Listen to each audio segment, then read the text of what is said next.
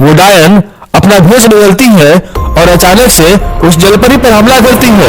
लेकिन ये क्या, ये डायन मरने के बाद भी दोबारा जिंदा हो रही है। ऐसा देखकर वो जलपरी डर जाती है और बोलती है, हे भगवान, कैसी शक्ति है इस डायन के पास, मरने के बाद भी दोबारा जिंदा हो जा रही है। मुझे लग रहा है इसके प्राण कहीं और बचते हैं। पता नहीं इसको मारने के लिए मुझे क्या करना पड़ेगा। हे भगवान, मदद करें। तब तक वो डायन उठती है और जलपरी पर दुगना शक्ति से प्रहार करती है। जलपरी उस प्रहार से बहुत ही डर जाती है। जलपरी का कद उस डायन के सामने बहुत छोटा लगता है। डायन अपना कद बढ़ाने लगती है और वो जलपरी डरने लगती है। तभी जलपरी को याद आता है कि इस डायन का प्राण पिंजरे में कैद एक पक्षी के अंदर है। अगर जलपरी उस पक्षी को मार देगी तो उस डायन का खात्मा हो जाएगा। और जलपरी वहां से सीधे उस पक्षी की ओर जाने लगती है।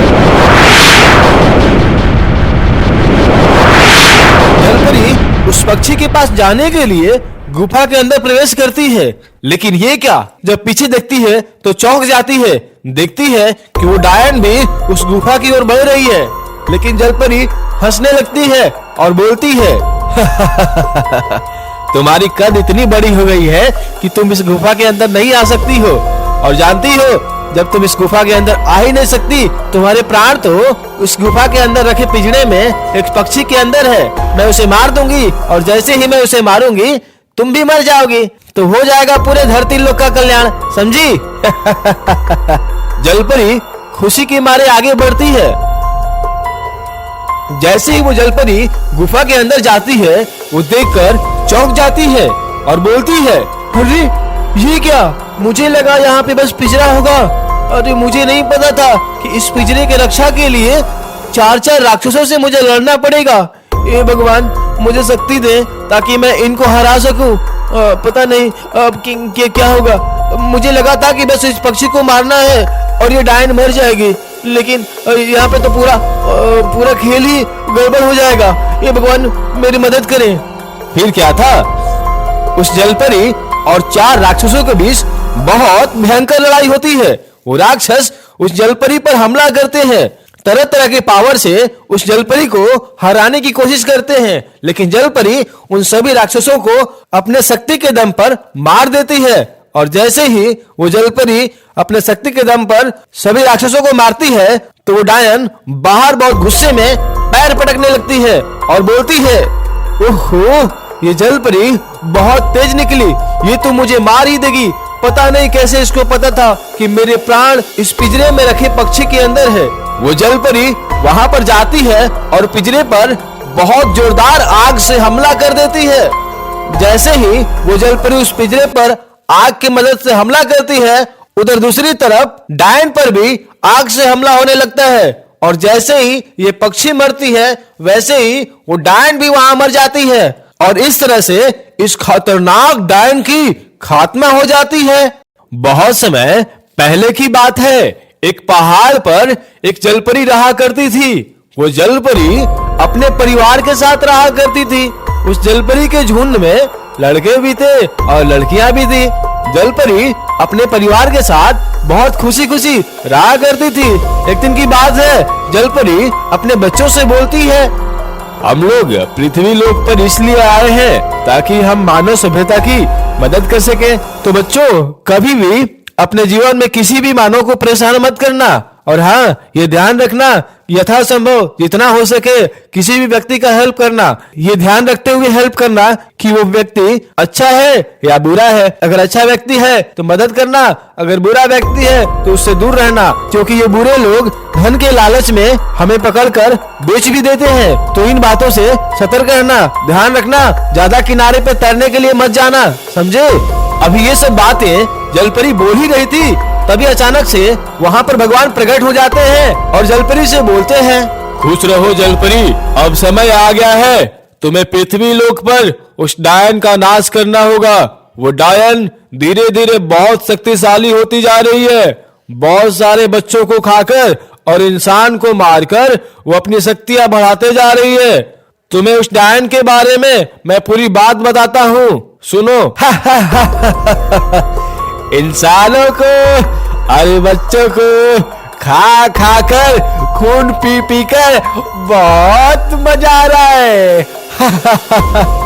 अभी तो मैंने बस 500 लोगों को खाया है, अभी और मुझे 511 लोगों को खाना है, तभी जाकर 1011 लोग हो जाएंगे। और हाँ, 100 बच्चों का खून भी तो पीना है। चलो दूसरे गांव में चलती हूँ और देखती हूँ कहाँ पर बच्चे और आदमी ज्यादा से ज्यादा रहते हैं, ताकि मेरा एक ही गांव में पूरा काम हो जाए।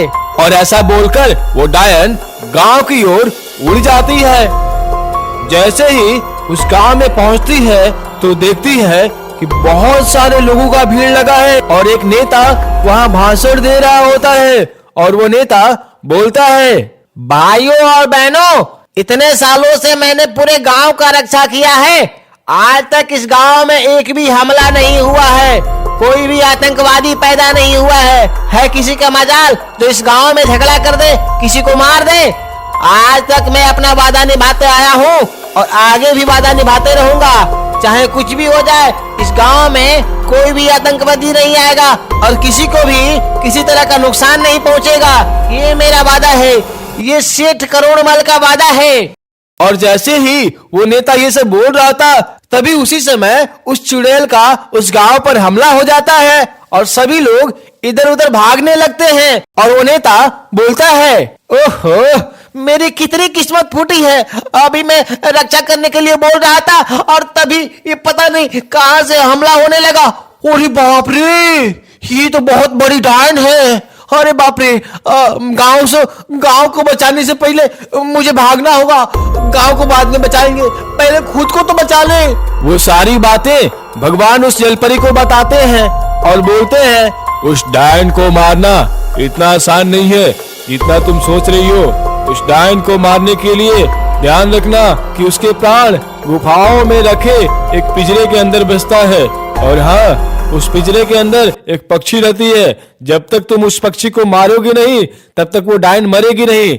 ये लो तुम कुछ शक्तियां, एक शक्तियों की मदद से तुम उस डायन को पहले कमजोर करना, उसके साथ मुकाबला करना, ताकि लोगों के अंदर से उसके प्रति डर खत्म हो जाए।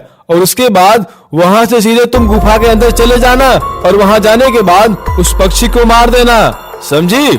वो जलपरी भगवान को प्रणाम करती है और शक्तियां ले लेती है। शक्तियां लेने के बाद वहां से अपने बच्चों को समझाकर निकल जाती है।